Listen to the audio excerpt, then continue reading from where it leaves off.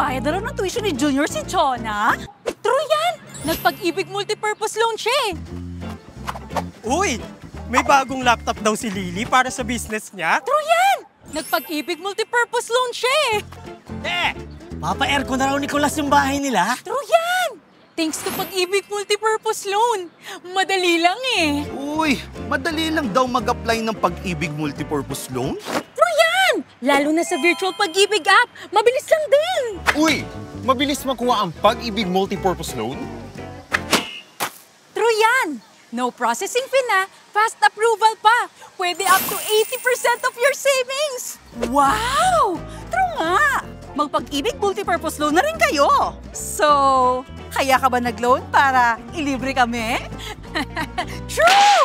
Mahimik ka dyan. Pag-ibig Fund! Solid ka man!